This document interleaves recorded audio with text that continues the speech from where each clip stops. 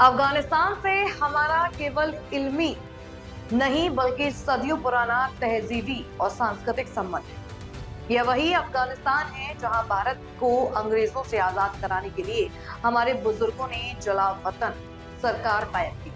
अफगानिस्तान के विदेश मंत्री मौलाना अमीर खान मुत्तकी की पृष्ठभूमि में जब मीडिया के प्रतिनिधियों ने जमीयत उलेमा हिंद के अध्यक्ष मौलाना अरशद मदनी से बातचीत की तो उन्होंने कहा कि अफगानिस्तान से हमारा केवल इल्मी और रूहानी संबंध नहीं है बल्कि इसके साथ हमारे तहजीबी और सांस्कृतिक रिश्ते भी रहे।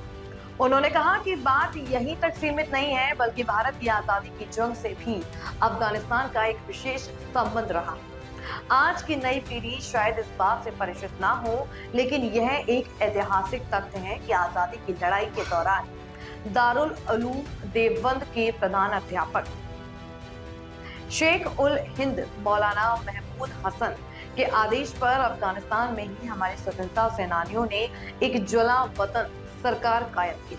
उस सरकार के राष्ट्रपति राजा महेंद्र प्रताप सिंह, प्रधानमंत्री मौलाना बरकतुल्ला भोपाली और विदेश मंत्री मौलाना उबैदुल्ला सिंधी थे।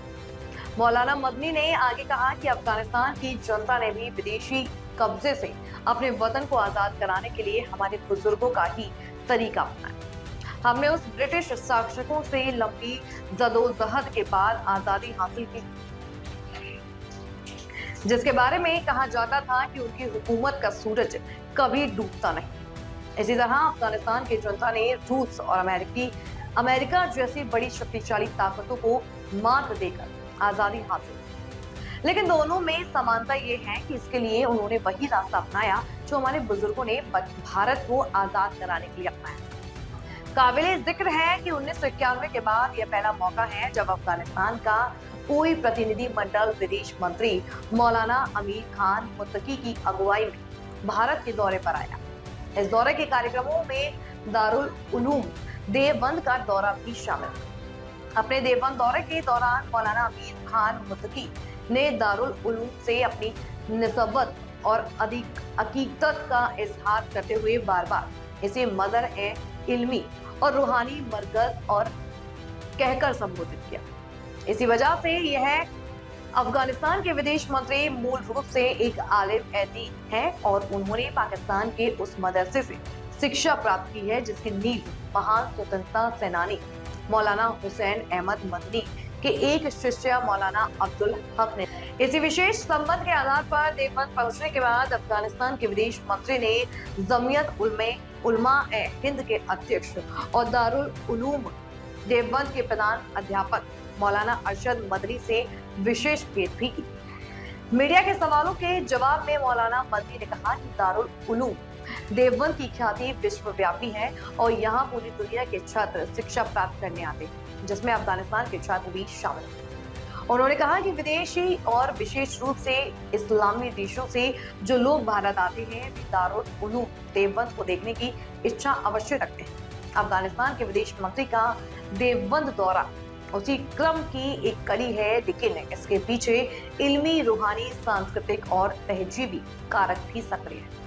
एक और सवाल के जवाब में उन्होंने कहा कि हमें उम्मीद है कि इस दौरे से भारत और अफगानिस्तान के बीच आपसी संबंध और भी मजबूत होंगे। भारत के विदेश मंत्री ने काबुल में भारतीय दूतावास को पुनः सक्रिय करने की घोषणा की है, जिससे दोनों देशों के बीच शैक्षिक और व्यापारिक रिश्तों में और अधिक प्रगति होगी। मौलाना मदनी ने यह भी आशा व्यक्त की है कि भारत और अफगानिस्तान के निकट आने से पूरे क्षेत्र में अमन और स्थिरता के कायम होने में मदद मिलेगी।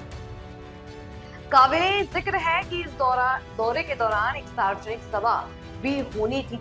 मौलाना अमीर खान मुत्तकी को देखने और सुनने के लिए बड़ी संख्या में लोग बाहर से भी आए। अफगानिस्तान प्रतिनिधि मंडल के साथ दिल्ली से विदेश मंत्रालय की जो टीमें आई थी उसने सुरक्षा कारणों का हवाला देते हुए दौरे को संक्षिप्त कर दिया, जिसके चलते आम सभा नहीं हो सकी और लोगों में निराशा फैल गई। दारुल उलूम के दौरे से अफगानिस्तान के विदेश मंत्री बहुत प्रसन्न दिखाई दिए। जिस तरह यहाँ उनका उत्साहपूर्ण स्वागत हुआ उसकी उन्होंने मीडिया से बातचीत के दौरान खुलकर प्रशंसा की और इसके लिए उन्होंने उलमा ए देवबंद, तमाम तलबा और आवाम का शुक्रिया अदा